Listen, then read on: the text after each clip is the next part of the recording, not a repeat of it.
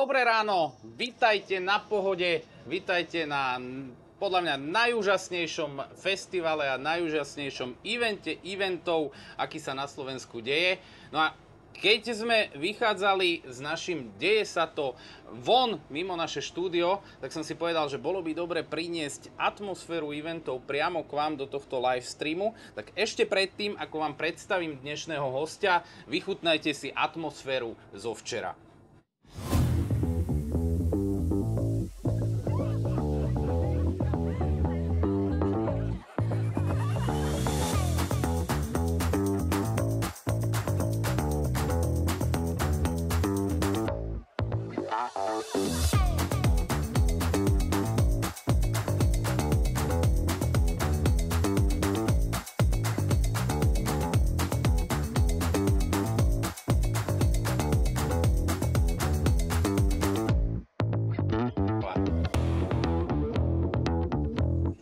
Tak dobré ráno ešte raz. Mojím dnešným hosťom bude moja kolegyňa Hanka Kopkašová. Hanka, vítaj. Vítam. Hanka je naša executive directorka bratislavského ofisu. Hanka v Creative Pro vyrastla úplne od brigadnickej funkcie až dneska teda robí executive directorku v bratislavskom ofise. Okrem toho, Hanka je skvelý človek, s ktorým sa vieme rozprávať o festivaloch, pretože ich má veľa zažitých, veľa toho skúsila, veľa toho pripravila na festivaloch. My sa dneska nachádzame v Orange zóne, ktorú Hanka tiež vlastne spoločne s klientom pripravila, spoločne aj teda s našim tímom. A poďme si povedať niečo o tom, ako funguje marketing značiek na festivaloch. Hanka, vítaj. Vítam, ďakujem všetkým, dobré ráno. Začnime tým, že čo je vlastne tá podstata toho, že prečo tie značky na festivaly chodia, prečo sa tu potrebujú promovať, čím je to pre tie značky zaujímavé, čím je to pre nich výhodné byť na festivale. Z môjho pohľadu je to veľmi dobré spojenie značky s nejakými hodnotami, hej, preto si vyberávajú nejaké konkrétne festivaly, ktoré spĺňajú ich hodnotové rebríčky, ich proste poslanie a podobne. Na druhej strane chcú dodať aj tým účastníkom nejaký komfort, hej, čiže akože my vlastne dodávame ľuďom komfort v štýle, že si môžu nabiť telefóny, môžu si oddychnúť v chill-out zóne, môžu si dať dobrú kávičku v našom bare a kebyže snažíme sa im tú pohodu, ktorú majú v domácnostiach, kde im nikde nič nechýba, dostať aj na ten festival, kde sa to stavia na zelenej lúke a v podstate to musíme vybudovať samozrejme spolu s organizátorom. Na druhej strane myslím si, že značky chcú byť love brandami, čiže chcú mať aj nejakú zaujímavú vizualitu, ktorú si ten návštevník zapamätá a stade odnesie. Zároveň veľmi dôležité si myslím, že je pre nich akoby, že mať tú atmosféru, mať tú dobrú energiu, naozaj, aby ten účastník proste sa tam cítil v pohode a ako doma. Ale tá Orange zóna, to vlastne nie je len nejaký akoby stage a vedľa toho nejaká chill-out zóna, ale vlastne celé to je od stageu až po Optimistan, ktorý je tu na kúsok za nami. Čo tým tá značka sleduje? Že nespraví vlastne len ten stage, kde máš akoby logo, áno, ale máš aj nejaké to vytvorenie pohody a ten Optimistan ako s tým súvisí? Optimistom myslím si, že s tým súvisí z jedného dôležitého dôvodu a to je, že sa tam je tam priestor na rozoberanie tém, ktoré Orange potrebuje rozoberať. Hej. Či už je to ich sponzorstvo s hokejom a sú tam diskusie v rámci Citronády, alebo sú tam veľmi dôležité témy, ktoré oni majú vo svojich hodnotách a to je nejaké digitálne bezpečie alebo bezpečnosť detí v online priestore, aké sú tam nástrahy. Veľmi sa na to zameriavajú, myslím si, že je to extrémne dôležité, pretože naozaj tá doba, čo nám priniesla a priniesla nám tie vymoženosti, všetko, čo vlastne akože si môžeme jedným klikom nájsť za chvíľku, tak spôsobuje aj tú trošku odvratenejšiu stránku toho a to je presne, že tie nástrahy, to nebezpečie, že nevieme, kto je za tým počítačom na druhej strane a podobne. Čiže myslím si, že to je veľmi také pekné spojenie, že máme tú hudbu, ktorá je akože priorita toho festivalu, ktorá podporuje či už nejaké slovenské, ale aj zahraničné talenty, kde vidia tú značku na tom stage. Na druhej strane ten komfort služby, ktoré proste sa snažia ľuďom prinášať a v neposlednom rade a dôležitá úloha zase tá nejaká ako kebyže zodpovednosť v rámci tých tém, diskusí a podobne. To je inak super, lebo asi neexistuje veľa nejakých možno, že public eventov alebo veľa tých možností, kde vlastne klient vie komunikovať takto spontánne, takto prirodzene nielen svoje produkty, ale nielen svoje produkty, ale v podstate aj svoje hodnoty, aj nejaké myšlienky, niečo viac, čím chce byť výrazný. Áno, ja si myslím, že presne, že festivaly sú na to vhodný priestor, pretože podľa toho aj aký festival si ten klient vybere, je asi úplne jasné aj aká cieľovka na tie festivaly chodí a tým pádom ako kebyže vysiela už aj tam nejakým spôsobom nejaký signál, že aké sú tie jeho hodnoty a čo je pre neho dôležité, hej, že tak ako kebyže asi nepôjdeme na nejaký extremistický festival robiť zónu pre klienta, tak ako my ako firma sa nechceme samozrejme spájať s takýmito vecami, tak si myslím, že aj klient sa prirodzene spája s komunitami, ktoré proste mu napomáhajú spĺňať tie ich poslania a hodnoty. To je super. Ale na každom festivale je vlastne množstvo partnerov. Aj je samozrejme niekoľko tých najväčších, ale potom je akoby spústa tých malých. Ako sa odlíšiť, alebo ako prilákať, lebo už aj to konkurenčné prostredie tej komunikácie na festivale už je ako keby dosť značne akoby preplnené. Ako sa to robí? Ja si myslím, že každá značka chce samozrejme zaujať aj vizuálne, hej. Pokiaľ je tá zóna pekná, pokiaľ je čistá, my naozaj každé ráno o 7 sem nabehneme, či sú to naši brigadníci, či je to CEO, či som to ja, či sú to všetci kolegovia z produkcie, z accountu a umývame podlahy, hej.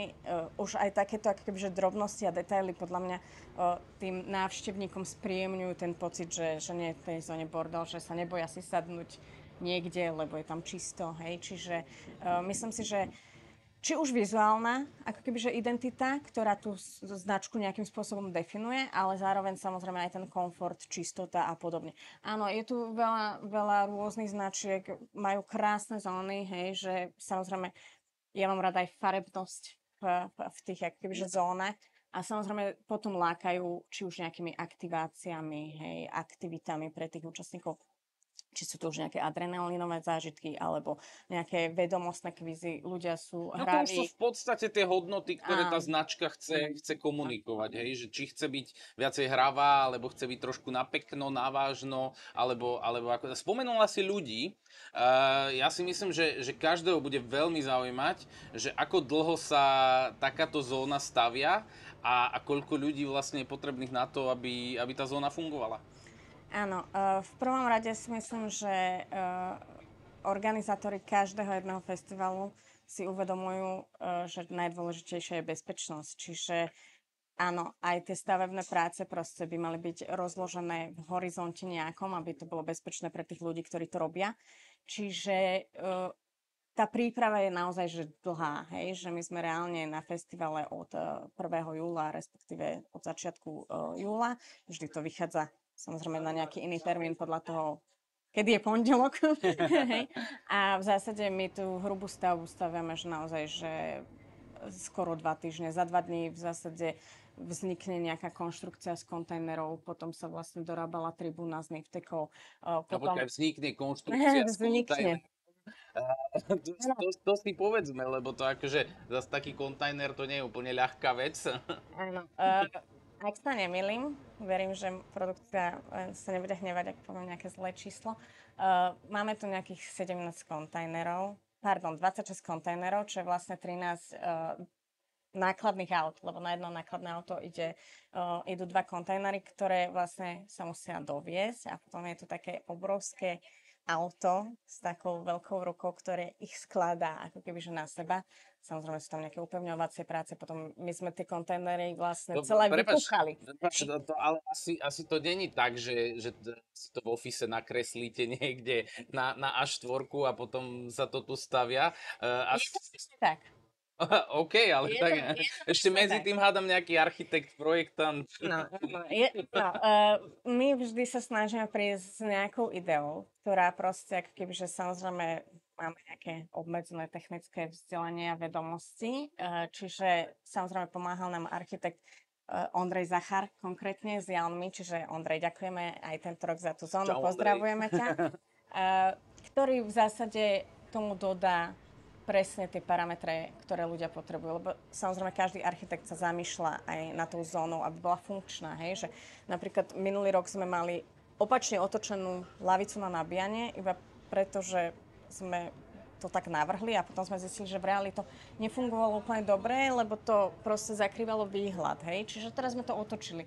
Že my sa akože samozrejme každý rok veľmi učíme aj na tých festivaloch. Keď sme to robili prvýkrát v roku 2018 Orange Zónu, vtedy sme si tak vtipne asi povedali, že áno, papier znese a potom v realite, keď už, lebo ono to musí samozrejme vyzerať pekne, aby to ten klient kúpil, však asi to nie je žiadna novinka, hej, že každý akože... No veď to je práve to, že tá značka akoby potrebuje zaujať v tej konkurencii ostatných značiek, tak ono to musí byť pekné, ale... Áno, ale ja potom akože som taká veľmi striktná, že vizualizácie sa musia stretnúť s realitou.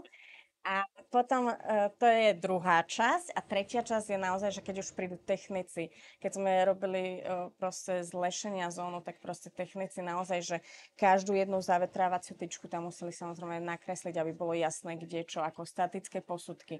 Čo sa týka napríklad týchto dodávateľov kontajnera, tak naozaj nám zrazu ukázali, že čo všetko sa dá, čo sa nedá, lebo mali sme aj návrhy také nakreslené, ktoré neúplne sa dali zrealizovať.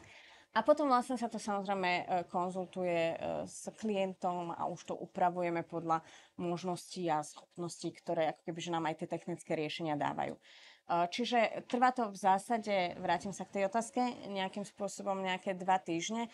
Keď máme takú hrubú stavbu, tak potom začína naozaj že strašne mravenčia práca, čo sa týka brandingu. Hej. Konkrétne v tejto zóne sme ten branding museli upraviť tak, aby to sedelo na každý schod, hej, aby to proste bolo krásne. To je veľmi pekné, to bolo vidieť aj v tom úvodnom videu, že vlastne celý ten amfiteáter vytvára ako keby jeden veľký pútač, jeden veľký headline. To je... Na druhej strane zase presne, že museli sme si dávať pozor na to, že na papieri je to pekné, lenže to prostredie festivalové je, že tá lúka je krivá, hej. Čiže sme sa rozhodli, že na posledný schod nedáme branding, lebo nevieme, či ho nebudeme musieť strihať, hej, podľa toho, ako sa vyváži zóna, ako to ako keby, že bude v celku vyzerať. Čiže sme si povedali, že to nebudeme riskovať, čiže na spodok bude iba biely a vlastne ten posledný schod nemôžeme dávať žiadne informácie, ktoré môžu byť dôležité. Čiže ten branding je naozaj že náročná súčasť toho procesu. A zároveň my musíme myslieť aj ekologicky, aj ekonomicky. A my túto zónu potom vlastne prenesieme na grade. Ale v trošku malej zmene, hej, že proste budeme mať iba jednu tribúnku, nie dve. A tým pádom ten branding nám musí fungovať, aj keď tú jednu tribúnku dáme preč. Čiže už aj v tých návrhoch, akoby, že sa snažíme naozaj že myslieť na to, aby proste to fungovalo, hej. Funkčnosť tej zóny je podľa mňa, že najdôležitejšia, že môžeme mať akúkoľvek krásnu vizualitu, pokiaľ tí ľudia prídu a nefunguje im to v tej zóne. Iba pútač. Keby to nefungovalo, tak je to iba pútač. Ja vždy hľadám niekde v prvej časti rozhovoru taký ten moment, kedy môžem do toho vstúpiť a môžem povedať našim divákom, že pýtajte sa. Pýtajte sa. Máme dokonca aj otázku na vás na dnes. Napíšte nám do komentára na LinkedIn, či chodíte na festivaly, čo vás baví na zónach značiek a čo je pre vás taký nejaký pozitívny zážitok z festivalov alebo konkrétne z týchto zón. Budeme veľmi radi, keď nám napíšete. No a my pokračujeme v rozhovore ďalej. Čo ponúka Orange Zóna? Tak v prvom rade sú to samozrejme služby a produkty, ktoré ponúkajú aj bežne a to je, aby proste človek sa mohol nabiť v zóne, či už samostatne, čiže máme tu rôzne ako keby, že huby, kde ľudia, keď si donesú svoj kábel, tak si môžu nabiť telefón. Máme samozrejme aj asistované nabíjačkárne, keď sa chcú zbaviť svojho mobilu a byť oslobodení aspoň na hoďku dve, tak ho môžu nechať u nás v zóne. Nie je to iba mobil, Takže samozrejme. babysitting pre mobil. Samozrejme iba mobil, sú to rôzne device zariadenia, hej, či už v dnešnej dobe naozaj potrebujete 40 nabíjaček, keď idete niekde, lebo nabíjame slúchatka, nabíjame hodinky, nabíjame powerbanky, nabíjame cigarety, nabíjame mobily, čiže nabíjame všetko. Čiže myslím si, že to má veľmi veľký význam. Zároveň máme samozrejme spríjemnené prostredie barom, kde máme výborné limonády, výborné alko nápoje, výborné kávy, čiže kľudne príďte, budete vítaní. A zároveň samozrejme máme tu aj aktivity, ktoré sú v nejakom obmedzenom časovom režime. Je to Orange Music Box, kde ľudia môžu prísť a je to také živé karaoke a nahrať pesničku. Dostanú za to krásne oranžové okuliare, ktoré sú ikonické pre Orange. Už prešli mnohými rôznymi verziami. Neviem, či nás pozera niekto, kto je na pohode, lebo tu je ešte, mám pocit, že trošičku taký nočný režim, ale v rámci dnešného dňa si nájdete chystal, čas. Ak by sa niekto chystal, tak určite. Áno, a zároveň samozrejme my poskytujeme aj v stanových mestečkách nabíjacie asistované také stanice, by som to nazvala, pretože ľudia, keď idú spať, tak je to vlastne vhodná príležitosť si tam ten mobil nechať. Tie sú vlastne zabezpečované non-stop.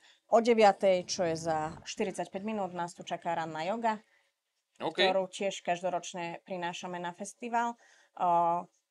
Podľa mňa je to veľmi, veľmi úspešné na ráno, pokiaľ nesvieti slnko, sa ponaťahovať a naštartovať svoj deň. Zároveň samozrejme tu máme stolné futbaly, čiže je to aj také ako keby že hravejšie. A premýšľam ešte, verím, že áno, jedna dôležitá vec, zber starých mobilov.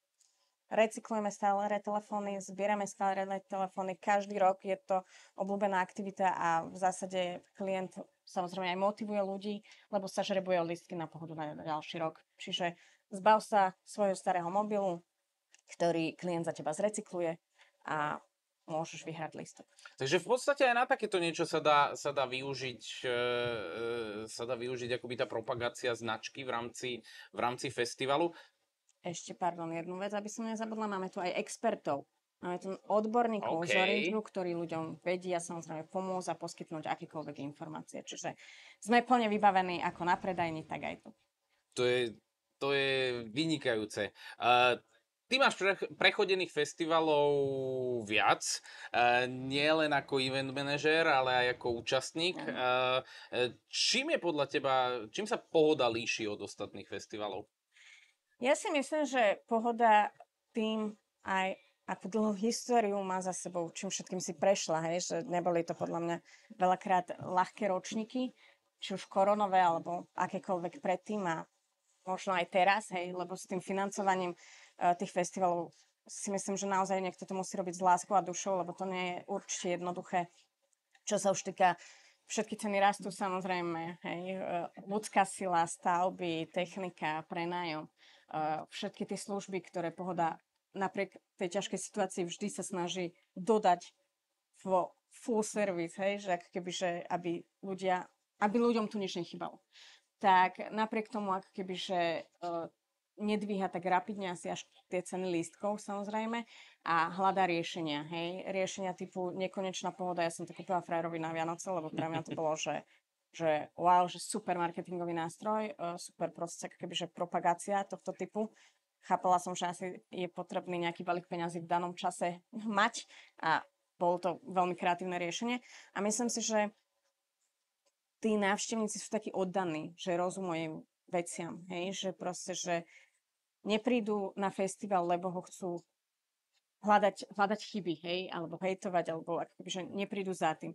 Veľa ľudí sem chodí kvôli hudbe, ktorá naozaj je výnimočná v rámci nejakého kurátorského výberu, ale myslím si, že drvivá časť ľudí sem chodí, lebo sa tu chcú stretnúť s tými ľuďmi, s ktorými sa rok nevidia a tu ich všetkých stretnú. Je to taká bublina v bubline, komunita v komunite, ale proste akože myslím si, že veľa ľudí sem chodí naozaj že za tou atmosférou a za tými svojimi kamošmi, by som to nazvala. OK. Peťa Naďová nás pozdravuje, píše, podľa mňa sa chce aj opýtať, že čo s tými banermi bude, ako poznám Peťu. Idú sa recyklovať, budú sa z nich šiť tašky, odpadneš, alebo sa to, lebo čo som si tak akože všímal dookola, tak oni sú asi znova použiteľné, asi sa to bude... Také tie kampaňové banery, vlastne čo sú na plotoch, tak tie myslím, že vždy odovzdávame, ale naozaj, že čo sme mali banery, sme dávali už minulý rok, ako kebyže čisto oranžové kocky, ktoré sme chceli využiť.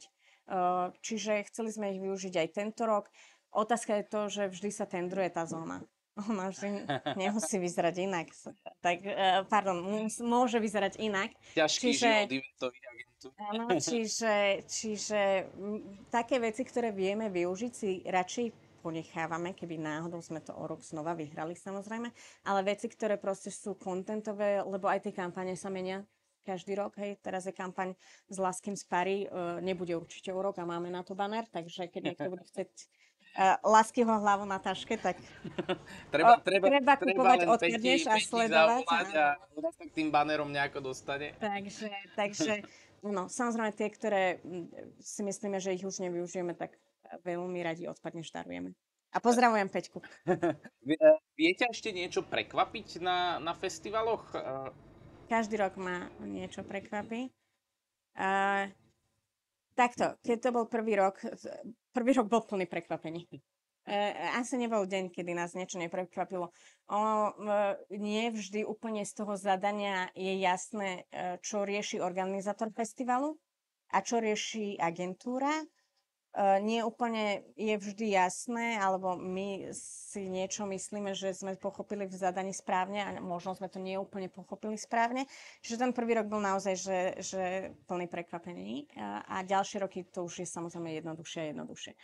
Áno, vždy sa snažíme byť pripravení, mať backupy, či už zálohu elektrickej energie, vlastne ako keby, že máme krízové plány, hej. My máme naozaj, že každý večer máme poradu, hovoríme si, že čo nás čaká na druhý deň, aké bude počasie, či bude nejaký vietor, kedy zatvárame zónu, ako zatvárame zónu, akým spôsobom, ako sa správame, keď sa niečo deje.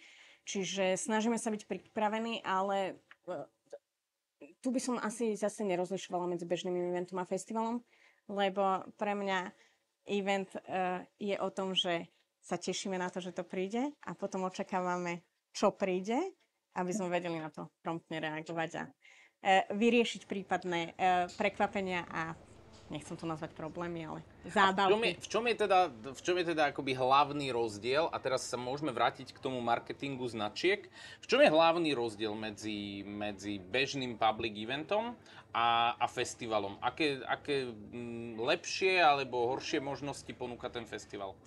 Áno, keď sme robili niektoré public eventy, tam väčšinou, pokiaľ nie je nejaký výnimočný headliner, prídu ľudia náhodou. Nejdú tam cieľene.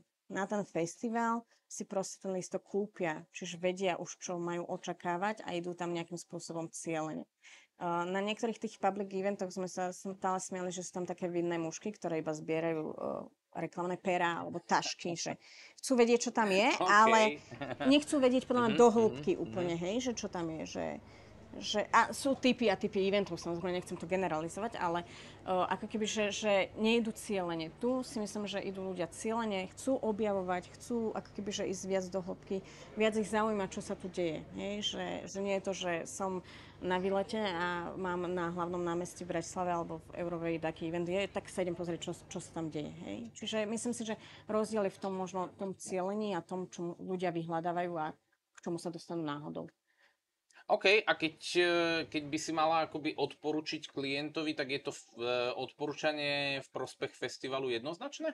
Podľa mňa áno. Pokiaľ si vybere festival, ktorý mu fituje do toho jeho portfólia, kde má zákazníkov, ktorých potrebuje buď pokryť, alebo im chce iba kebyže dodať takú nejakú informáciu o sebe, že tu som, čiže niečo tým vysielam, tak určite áno. Myslím si, že festivaly sú veľmi, veľmi dobrý nástroj na tú propagáciu a ten love brand si vytvoriť cez tie festivaly.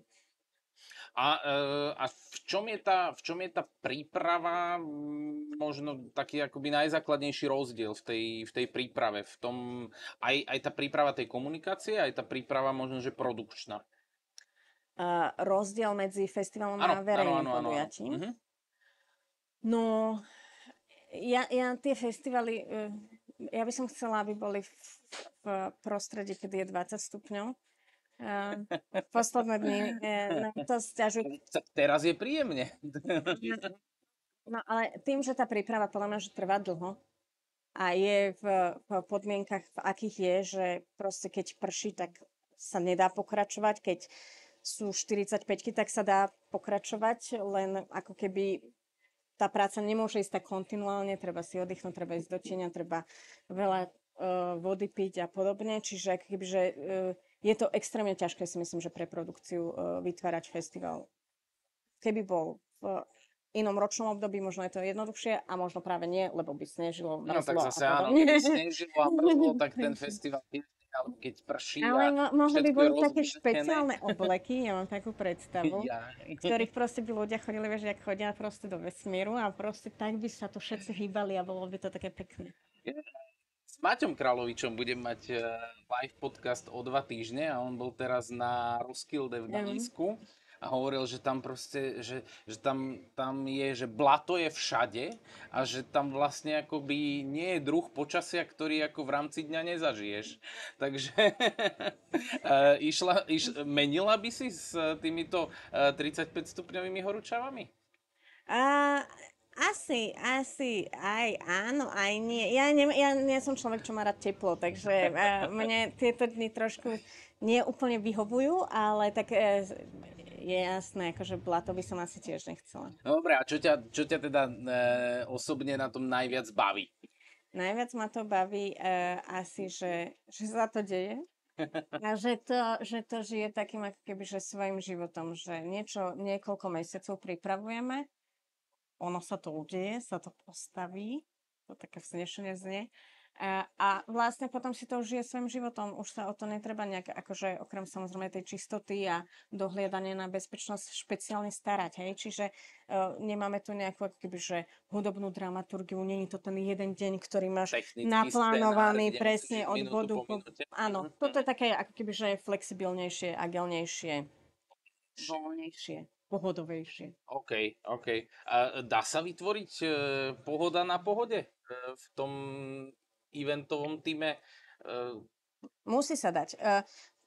Ako vravím, veľa sme sa učili. Prvý rok sme boli celý čas všetci v zóne.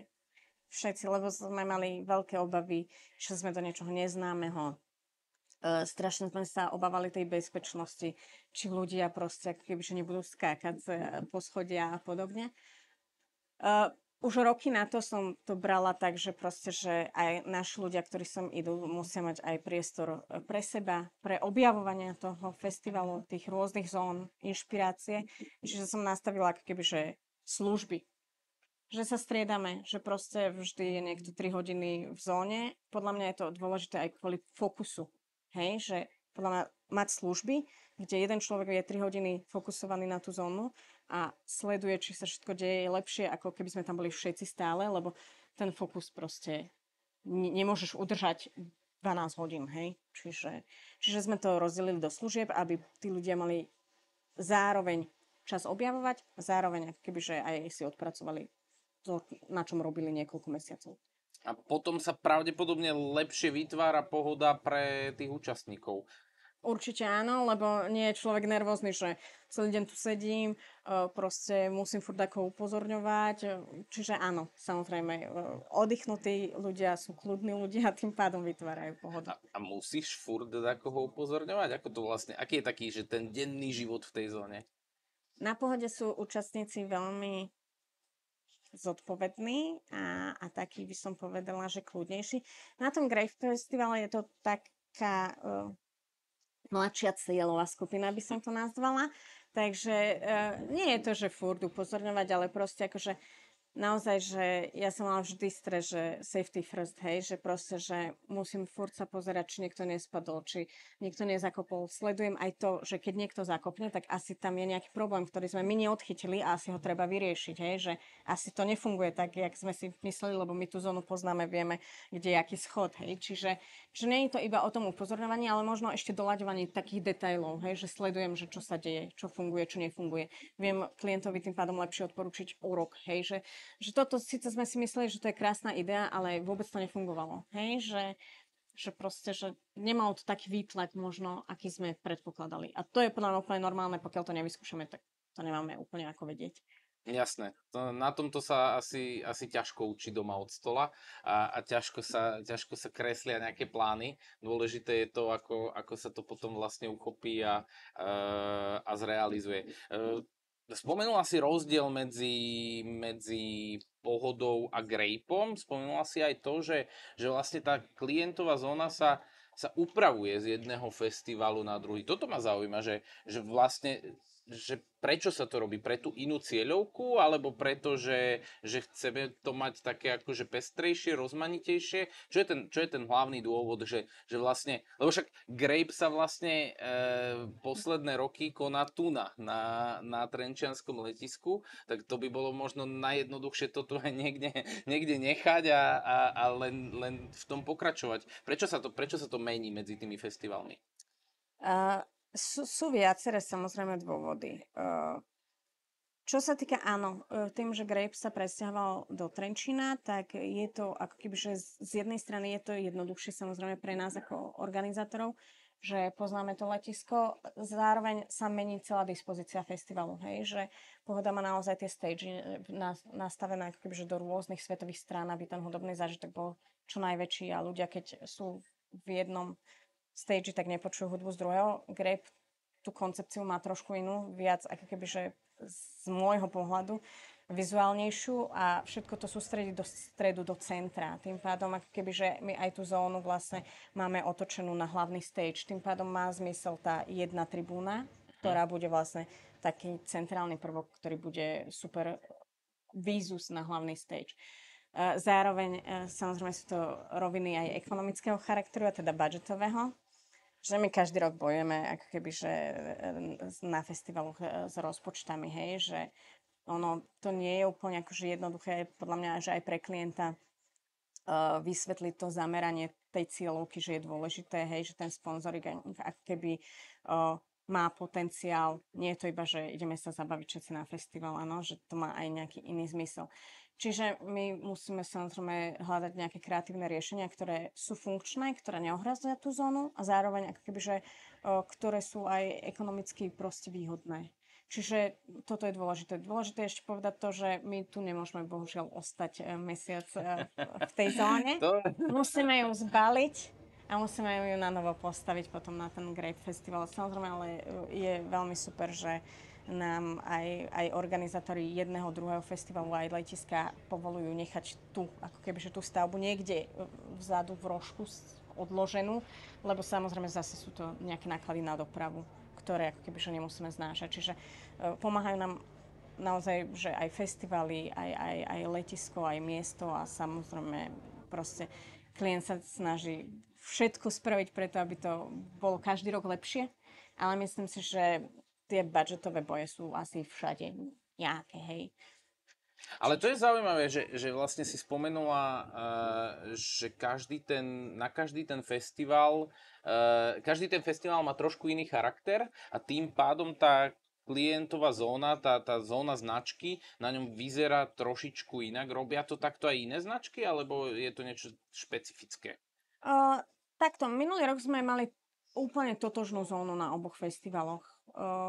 A vlastne myslím si, že aj ročníky predtým. Teraz naozaj, že proste sme to museli trošku aj vizuálne, aj ako keby, že...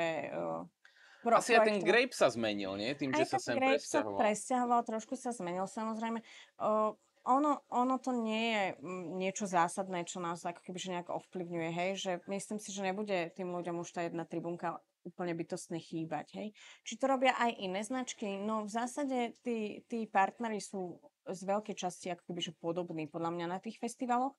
Lebo áno, síce cieľovka je mladšia, ale ako že iba vekovo, ale tak, kebyže mentálna bublina je skoro rovnaká za mňa.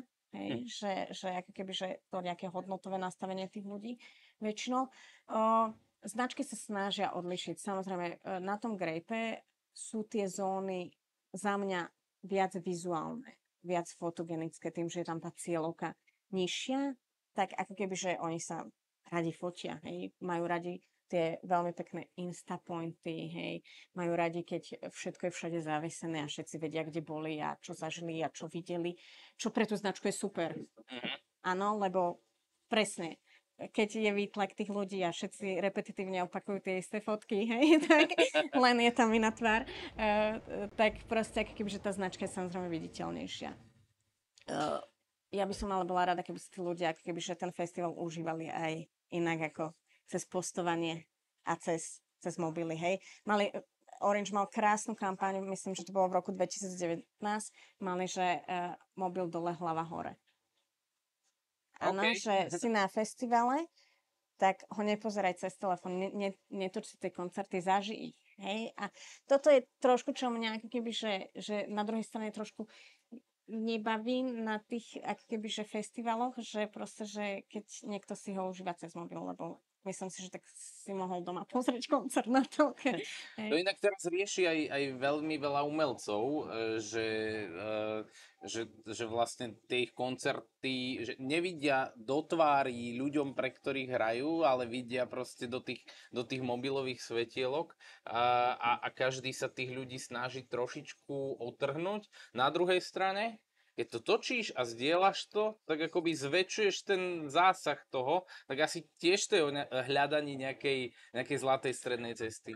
To je presne ten istý princíp, čo už som akože spomínala, že proste, že tie technologické vymoženosti nám dali strašne veľa, ale je tam aj strašne veľa nástrah. Áno, čiže ja úplne chápem všetkým stranám, proste, ale myslím si, že možno proste nech to točia profesionáli a nech iba dajú práva a tí ľudia si to proste preberú a budú to zdieľať.